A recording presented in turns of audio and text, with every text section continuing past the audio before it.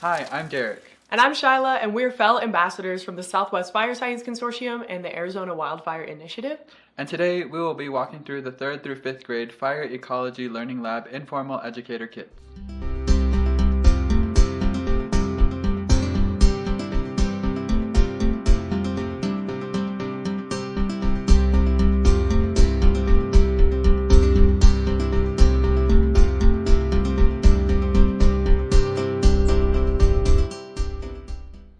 There are 2 letters, one to be sent to teachers during the early stages of outreach and one to be sent home with students to inform parents. This is a good thing to keep in mind while you are teaching, as affected students or teachers may want to still hear the lesson.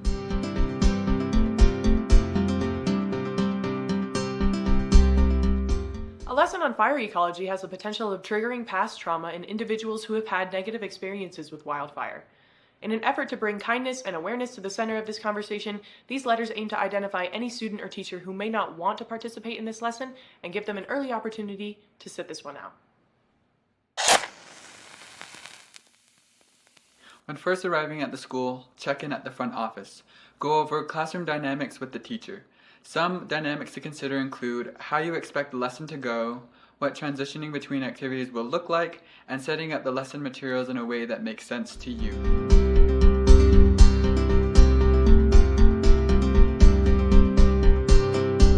Write your name and the vocabulary words on the board if you would like. Take a look around the classroom and identify 3 working spaces that will work for the adaptation rotations activity. We will need to split the class into 4 groups.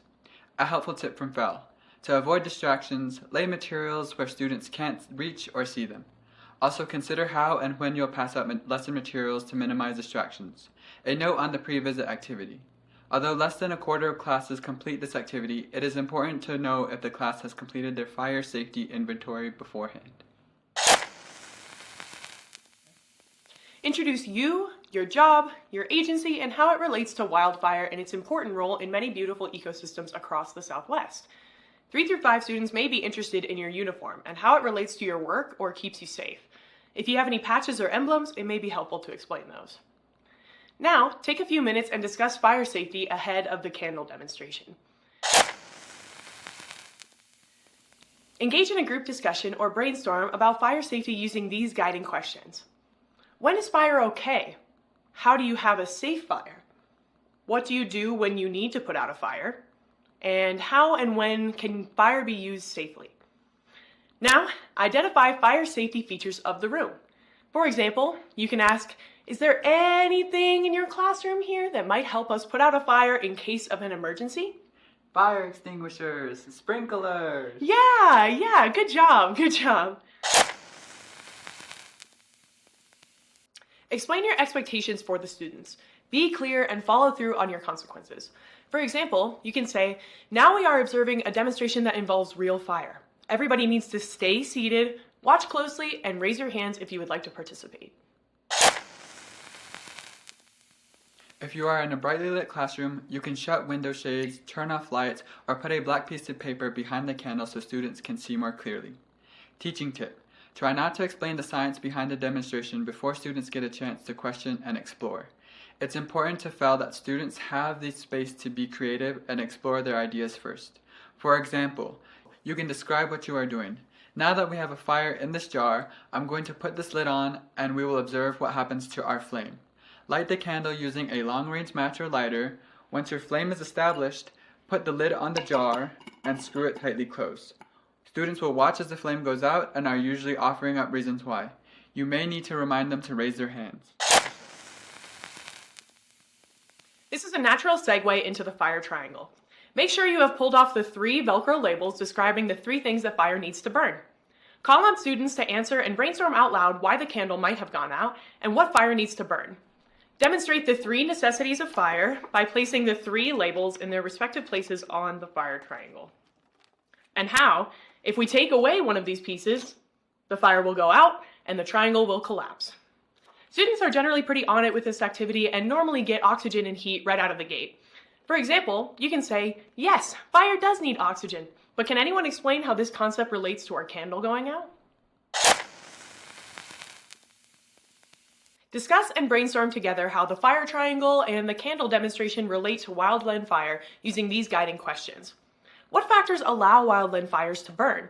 What is ignition? What part of lighting the candle demonstrated ignition? What are wildland fuels? For example, you can say, what comes to mind when you guys hear the word fuel? Gas, propane. Yes, yes, those are all kinds of fuels because they can all burn in a fire. But we are talking about wildfires. What kinds of stuff do you guys think is burning in a wildfire? Now you can hold up these fuel cards as students identify them. Younger students may like to read these cards back to you. You can also start with fuels that you can see from their classroom or around their local area, and then extend to fuels that they may have seen while traveling around the Southwest. For example, you can say, what kind of fuels have you guys seen on the rim of the Grand Canyon that you haven't seen in Phoenix? Remember, you are shaping these students' views of wildfire and fire in general. It's important to encourage responsible stewardship whenever you can. Explore the complexity of different habitats having different relationships with fire, pointing out the various fields growing in many different ecosystems. Teaching tip. Encourage students to be curious and creative about their observations. It doesn't matter if they say exactly the right thing. The structure of these rotations can be confusing. The easiest way is to break the class into 4 different groups. Groups A, B, C, and D. To start, groups A and B will combine to complete the bark as an insulator activity, as this takes 20 minutes while the drawing and memory game activities only take 10. So group C and D will start with the drawing and memory game. Group C will do the memory game, and group D will start drawing.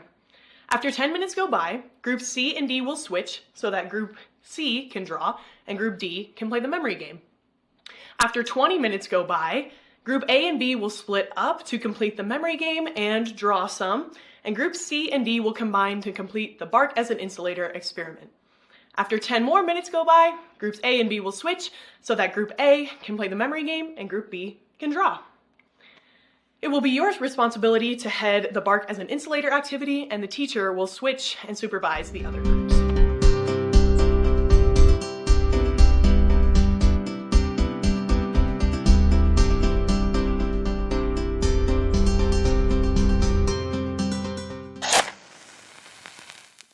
Pass out the worksheet and have students sit at their desk or on the floor. Compare and contrast the ponderosa pine and aspen tree cookies. It's important for students to notice the thickness of the ponderosa pine bark compared to the thickness of the aspen bark. Have students draw the samples or write down their observations. Be sure you clarify which tree cookie is the ponderosa pine sample and which is the aspen tree sample. Choose 4 to 6 volunteers, 1 or 2 to measure the paper and create the sample, 1 to hold the thermometer, 1 to hold the timer, 1 to hold the papers, and 1 to hold a hairdryer. A helpful tip is to be specific and fair when choosing volunteers. Have the students measure the bark thickness of each sample and replicate that by creating a stack of paper the same thickness as each tree cookie. The aspen sample should be about an 1/8 inch thick, with the ponderosa one being 10 times that size. Have one student wear the leather gloves and hold the paper tree sample stack away from their bodies. Another student will point the thermometer right at the middle of the paper from behind their peer holding the paper. And a third student will point the hairdryer right at the center from the other side. The fourth student will time this heating up event for 30 seconds to a minute and then tell the team to stop. A few things need to be done right for you to get the correct result in the bark experiment. First, the hairdryer should be right up against the stack of paper. Secondly, the student taking the temperature should be taking the temperature of the middle of the paper or the warmed up part. And third, the student taking the temperature should never point the laser at themselves or anybody else. This experiment will be run twice, once for the ponderosa sample and once for the aspen sample. Students will record their end temperatures on the worksheet here, and the aspen sample should have been hotter. This shows that because the ponderosa has more bark present, it is more protected from wildfire, and the inside of the tree will retain less heat damage than the aspen tree. For example, why would a ponderosa tree be more likely to survive a wildfire? Well, these trees evolved to grow more bark for the fire to burn through before it gets to the inner, more important part of the tree. Aspens evolved to fire in a different way. The worksheet mentions this as well at the bottom, but the takeaway from this lesson should not be that ponderosa pine are adapted to wildfire, while aspens are not. Aspens are a quick resprouting species, which means they require a lot of light and space. So after a fire goes through and clears everything out, they are often one of the first to rebound. Now for the memory game and drawing activities. Have the students pair up or get into small groups. Pass out the second worksheet if they don't have it already. There are 2 sets of these cards included, one for harder and one for easier rating levels. Using one of the sets of cards, students will first match the animals with their adaptation descriptions. Not all of these animals are found in the Southwest. For example, half of these cards have a picture of an animal on them, and the other half have different ways that each animal has become better at coexisting with wildfire in its environment. It's your job to match them all up. Then they will choose their favorite animal and adaptation pair and write/draw about it on their worksheets. If they have time, they can then play a game of memory by flipping all of the cards over and trying to remember which adaptation goes with which animal. Pass out the second worksheet if they don't already have it. Students can circle or write in a habitat they wish their organism to live in. Students will imagine a new plant or animal that is adapted to fire in their habitat and draw and label their creation. Do a demonstration with the serotinous cones of the Arizona cypress tree. For example, these trees are adapted to wildfire by needing a source of heat to open their cones and spread their seeds. Only when wildfires burn on the ground of the forest will these cones open and make more cypress trees. Use the hairdryer to open a few cones and observe the differences in the magnifying boxes. The Arizona cypress demonstration may be skipped if you're running out of time. Now it's time for students to reflect on what they learn. What do these adaptations look like across different habitat types? Have students noticed any of these adaptations or evidence of a relationship with wildfire while they've been outside? There is also a post-class activity for this lesson and kit, although less than a quarter of classes will complete it, so most of the time you can brainstorm aloud or write your ideas on the board. Thank the students and their teacher for allowing you to spend time talking about wildfire with them, and pass out any cool stuff you brought at this point in the lesson. That is the 3rd through 5th grade Fire Ecology Learning Lab kit. If you need any more resources, have any questions on these kits, or need any assistance with outreach or acquiring a kit, please reach out to the Southwest Fire Science Consortium.